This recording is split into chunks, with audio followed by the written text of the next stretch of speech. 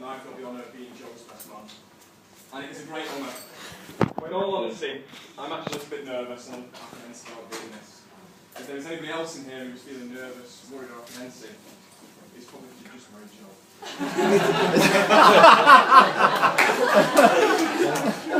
I found something out recently that I'd like to share with you all. So what I would like you to do is, if you are here with your wife, your girlfriend, your boyfriend, your husband, or a life partner, I'd like you to stare into each other's eyes for me, please. So like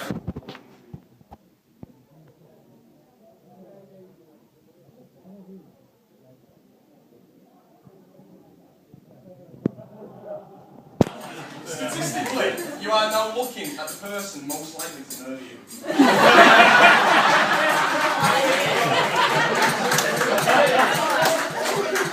Actually, I do feel like I'm on trial here today. Joe has told me that if I do well as his best man today, I'm certainly best man at his next wedding. I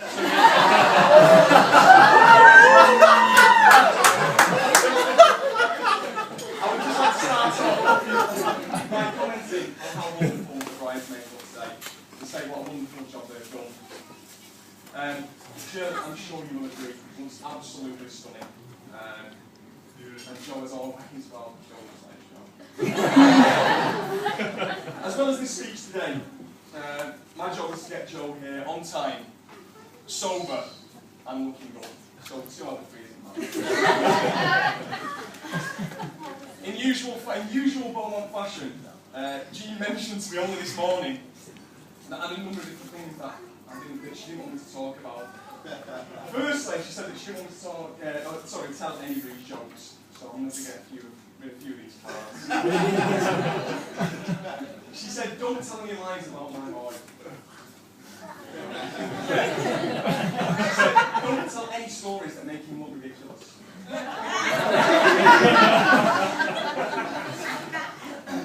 last thing she said was, do not mention any ex-girlfriends that he has had.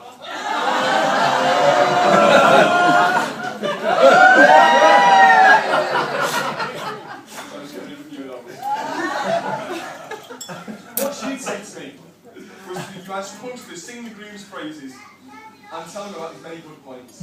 Well, unfortunately, Jean, I can't sing, and as you've already told me, I can't lie. So I suppose the first thing that a best man should do is explain how he knows the groom. Well, we first met catching the 125 bus together, going to Bluefield Secondary School in Oldham. And if I'm honest, for the first few years, he didn't really get on. I thought he was a little bit arrogant. A little bit big-headed.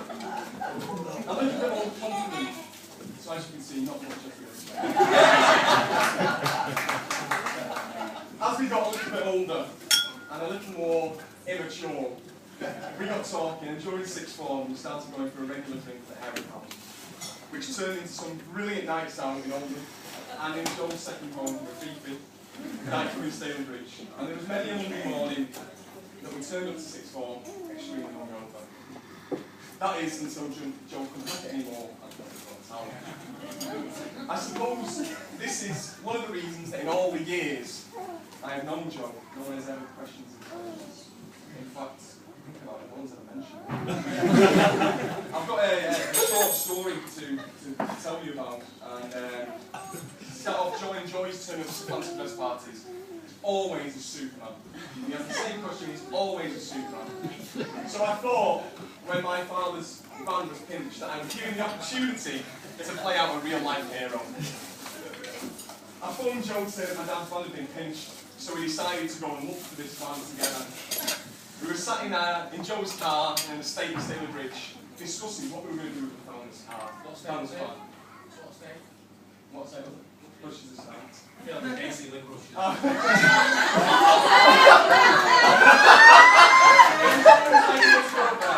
So we sat waiting.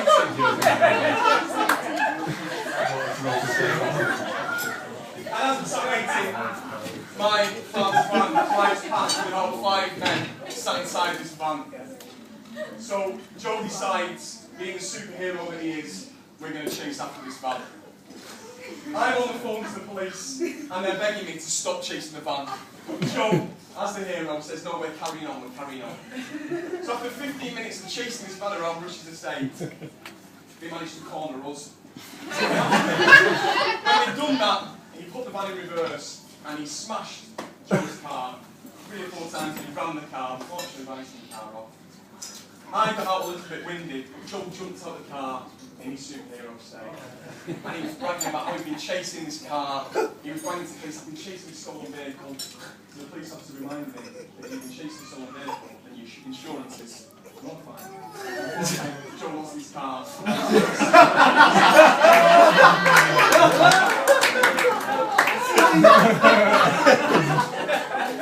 So, after leaving sixth form, we both went to work at Los Collins. That's where we spent a year working in jobs that shaped our lives today.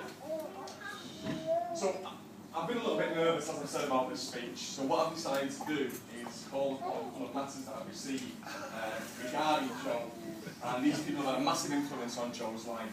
Now, can I just reiterate, please, that all these letters, all these stories are actually true. So, the first one is from Doughmont, Joe's head at Los Collins. He's just written in to say that he's lost count of the time Joe's been in his office, and he's disputing another member of staff, or demanding that he gets himself a pay rise. He said, I don't understand how someone can cause so many arguments with a variety of different staff. He said he recalled the time that he had the caretaker in with Joe to kiss and make love. He described Joe in this letter as godlike. We never see you, you make your own rules and you do any work, and then something's finished, it's a bloody miracle. He said he'd just like to finish by Jean, Stuart and Andy, the fantastic work they do keeping Joe in the job. The second letter I received, I actually saw in an agony. And it was Jean that had written in. This is how it went. I am writing this as a worried mother to plead for help. My son, who works for the same school as me, has been binging on at least 2 bacon butties a day in the school canteen over the past 6 years. I have spoken to a number of staff members about his eating bacon habits, including his close colleagues, Mr. Wilson and Mr. Newton. I hope they will keep a check on what my little boy is eating. I thought these 2 central members of staff would appreciate the worry that I have and make sure they approach this very delicate matter with the sensitivity that it requires. However, I am now worried that by doing this I put a strain on my relationship. As when he found out about my inquiries into his weight and my request to his friends, he instantly ran or walked out of breath upstairs to my standing there. He needs to realise that this is not just a case of worrying about his weight, but also his career and how the people's view him. They have been calling Mr. Doughmont.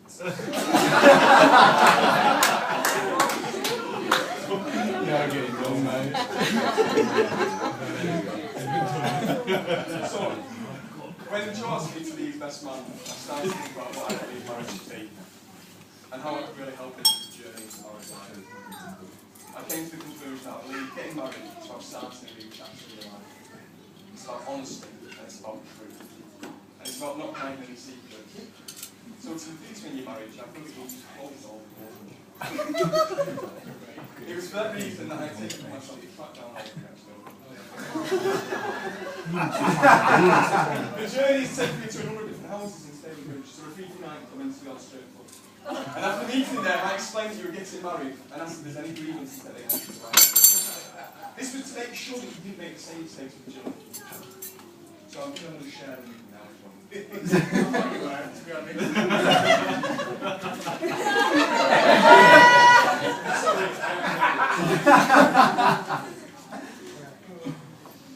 On a more serious note, I think it's been a wonderful day, it was a wonderful ceremony.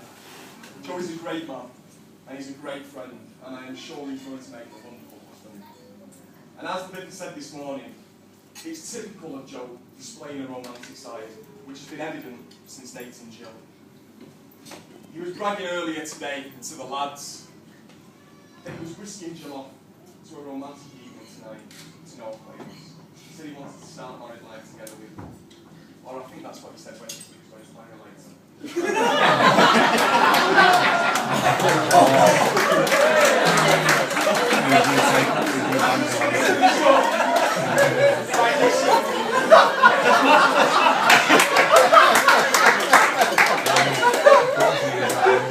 I just want to finish off by wishing would like to ask you, I'd like you to raise the glass. So